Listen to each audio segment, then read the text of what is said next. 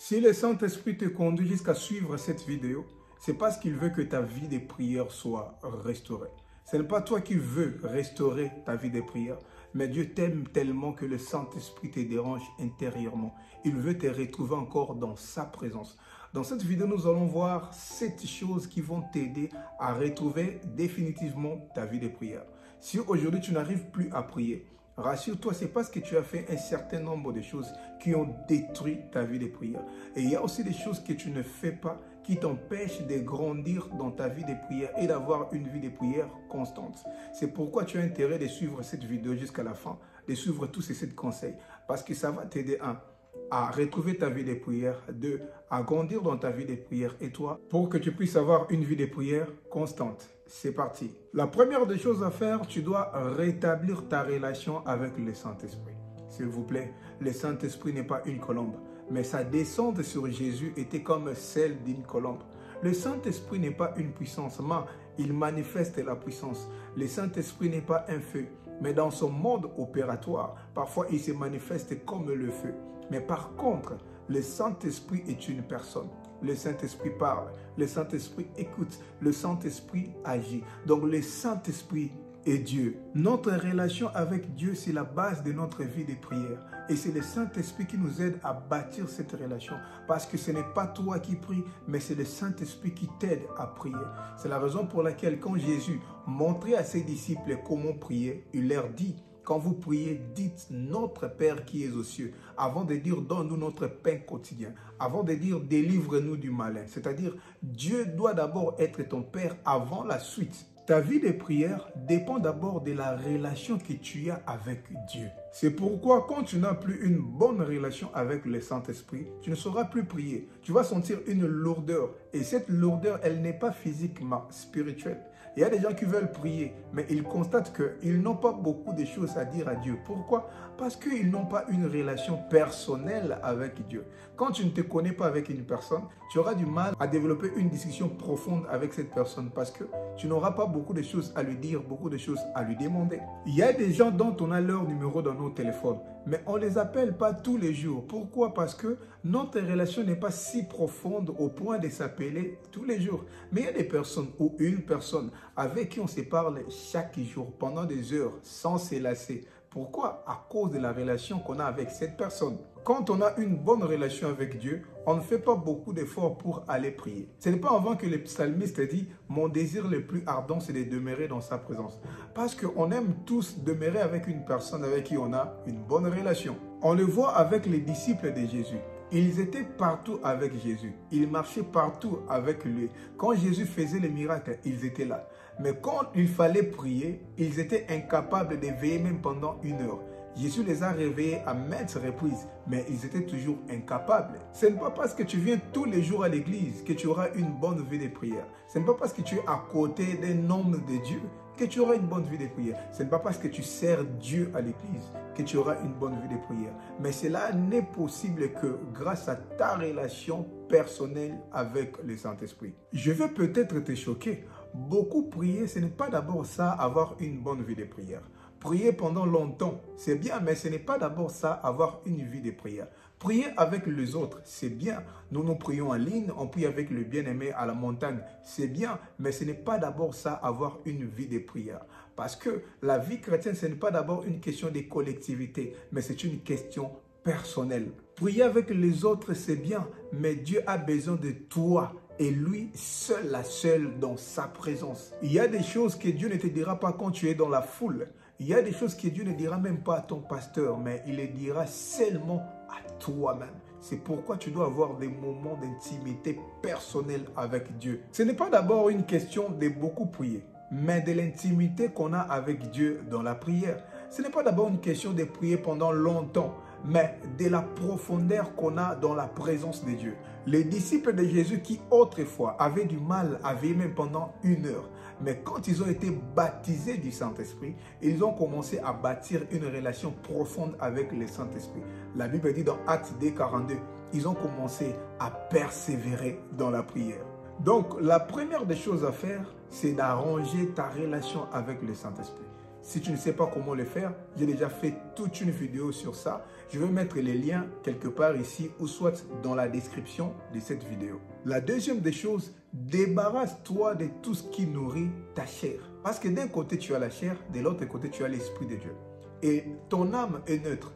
Si tu nourris ton âme de mauvaises choses, ta chair va te dominer. Mais si tu la nourris de bonnes choses, l'Esprit de Dieu va te dominer. Et quand tu es conduit par le Saint-Esprit, prier devient facile. Si tu veux prier, tu veux restaurer ta vie de prière. Tu fais beaucoup d'efforts pour y arriver, mais tu n'y arrives toujours pas. Vérifie bien ce que tu fais entrer dans ton âme. Les mauvaises choses que tu fais entrer dans ton âme vont détruire, vont dégrader ta vie de prière. Parce que tout ce que nous faisons entrer dans notre âme influence toujours notre vie de prière, influence toujours notre relation avec Dieu. L'esprit est toujours disposé. Parfois, tu sens ces vifs désirs de restaurer ta vie de prière.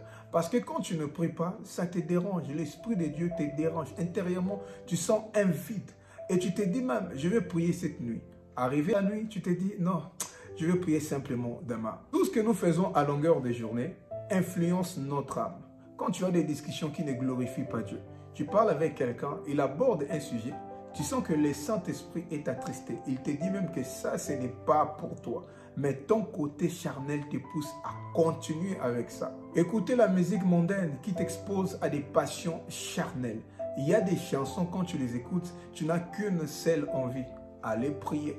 Tu as même envie de parler même en langue. Si la musique chrétienne fait ça, la musique profane, sans que tu te rendes compte, laisse quelque chose au niveau de ton âme. Les films que tu regardes, les vidéos que tu regardes sur les réseaux sociaux, les personnes que tu suis, même sur TikTok, influencent ton homme intérieur. Tu tombes sur une vidéo, tu tombes sur quelqu'un qui dit des choses bizarres. L'esprit est dérangé, il te dit non, pas ça. Mais je te dis non, je vais suivre seulement un peu.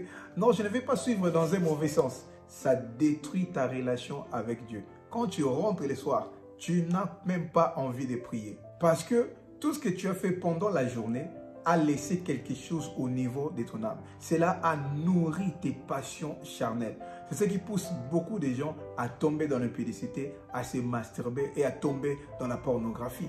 Quand la Bible dit « Veillez et priez afin que vous ne tombiez pas dans la tentation », veiller ne veut pas seulement dire refuser de dormir, mais aussi être aux aguets, être vigilant, surveille-toi. 1 Corinthiens 10, 12 dit que celui qui se croit debout prenne garde de ne pas tomber. Troisième chose, cherche à nourrir constamment ton esprit. Si tu veux retrouver définitivement ta vie de prière, il y a un ensemble de choses que tu dois avoir l'habitude de faire. Comme je dis tantôt, si tu n'as pas une bonne relation avec Dieu, tu auras toujours une vie de prière compliquée. Il y aura toujours les hauts et les bas. Parfois tu pries, parfois tu ne pries pas. Alors pour avoir une bonne relation avec Dieu, tu dois aimer Dieu. Les gens qui ont une bonne vie de prière aiment Dieu. Et pour aimer Dieu, tu dois les connaître.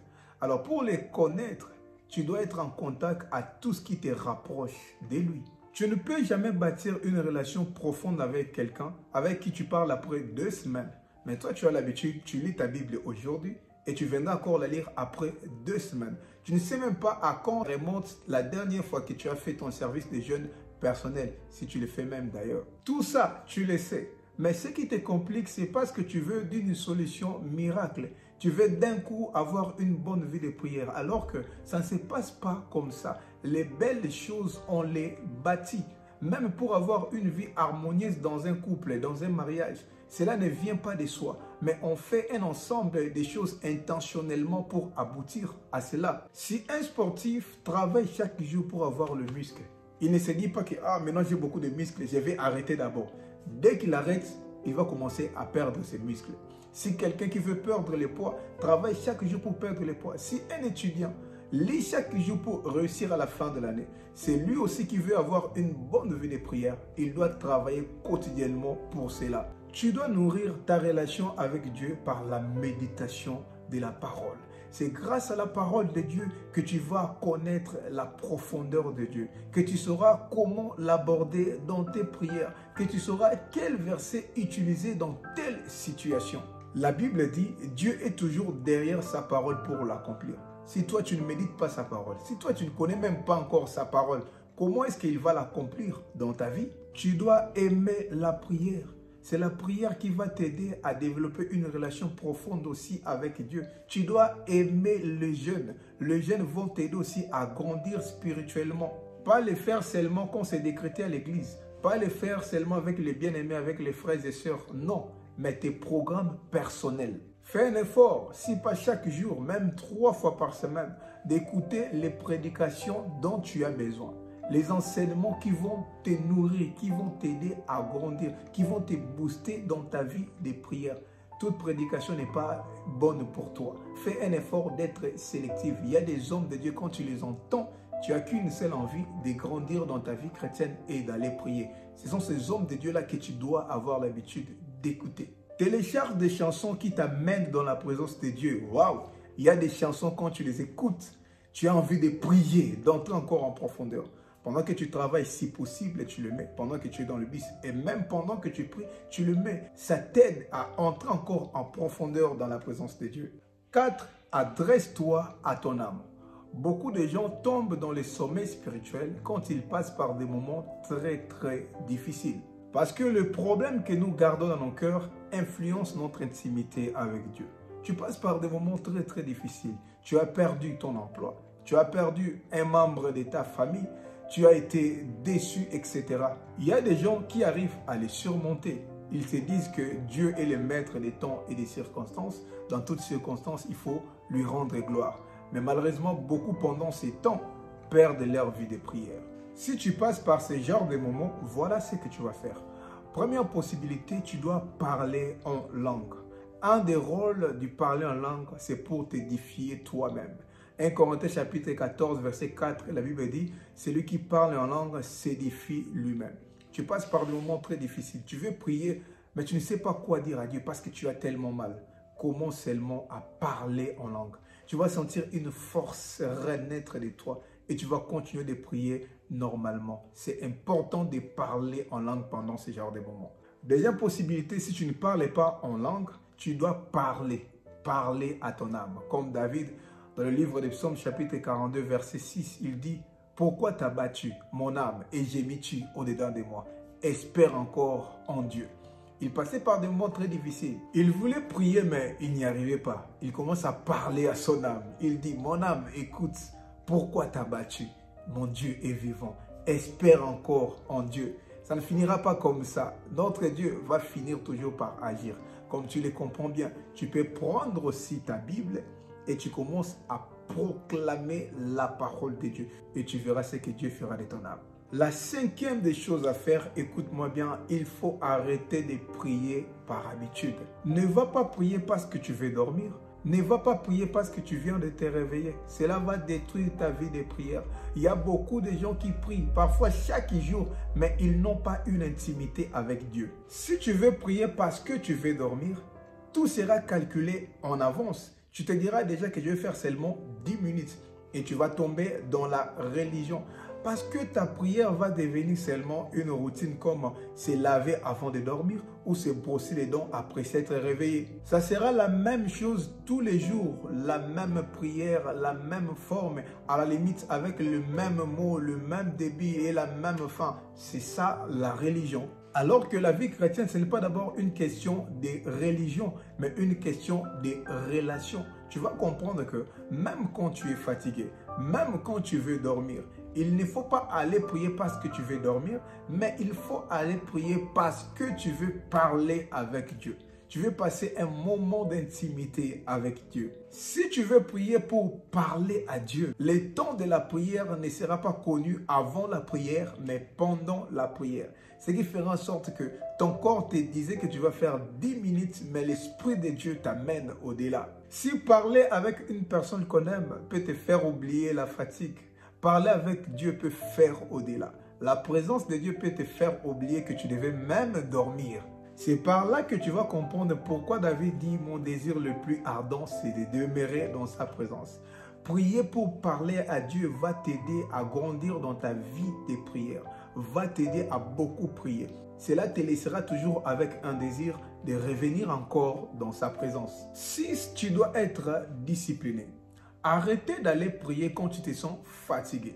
Les réseaux sociaux deviennent un danger pour notre vie spirituelle. Tu restes connecté pendant toute la soirée sur les réseaux sociaux. Quand tu vas commencer à avoir sommeil, quand tu te sens fatigué, c'est là que tu vas aller prier. Non, comme ça, tu ne vas pas bien prier parce que tu seras déjà épuisé et tu auras du mal pour être concentré. Tu dois comprendre une chose. Si tu veux demander, par exemple, quelque chose à Dieu, qu'il te guérisse, par exemple, cela dépend de ta foi. Même avec une prière de 2 minutes, Dieu peut t'exaucer. Mais n'oublie pas, tes prières de 2 minutes ne t'aideront pas pour bâtir une relation profonde avec Dieu. Donc, tu dois trouver du temps pour Dieu. C'est vrai que tu ne dois pas toujours prier à une heure fixe. Tu peux prier quand tu veux, comme tu veux, parce que Dieu est notre Père. On ne doit pas toujours avoir une heure fixe à laquelle on doit parler à notre papa. Mais par expérience, pour avoir une bonne vie de prière, il faut être discipliné. Tous les hommes qui ont une bonne vie de prière te diront qu'il faut avoir un programme fixe. Tu dois choisir une heure fixe, une heure à laquelle tu auras la force pour prier et faire un effort de respecter cette heure-là. Et ça va aider même ton cerveau à s'habituer. Tu dois te dire par exemple, je vais commencer à prier chaque 23 heures. S'il est 23 heures, même si tu parles au téléphone, dis à la personne non, je vais prier. Tu dois te dire, je vais commencer à jeûner chaque vendredi, de 0h à 18h par exemple, etc. Si Dieu est important pour toi, donne-lui les temps qu'il y a d'abord, pas les temps qui restent. La septième des choses pour finir, tu dois comprendre ce qui est le plus important. Le plus important, ce n'est pas de retrouver ta vie de prière. Le plus important, ce n'est pas de prier chaque jour. Mais le plus important, c'est que prier chaque jour fera de ta relation avec Dieu, fera de toi, de ta vie intérieurement, fera de ta famille. Regarde-toi bien, tu as besoin de la prière. Si tu ne pries pas, beaucoup de choses seront compliquées dans ta vie. Ta destinée demande une bonne vie de prière. Tu as beaucoup de combats, tu dois te relever. Alors pour être sincère, suivre seulement cette vidéo ne suffit pas. Si tu ne l'as pas encore fait, juste après avoir commenté cette vidéo, prends un instant pour parler à Dieu. Demande à Dieu de restaurer ta vie de prière. Parce que ce n'est ni par la force, ni par la puissance, mais par son esprit. Car sans lui, nous ne pouvons rien faire. Que Dieu nous bénisse. Like la vidéo, partage la vidéo avec la famille. Il y a beaucoup de gens qui veulent aussi retrouver leur vie de prière. Abonne-toi si c'est pour toi la première fois. On se voit à la prochaine vidéo.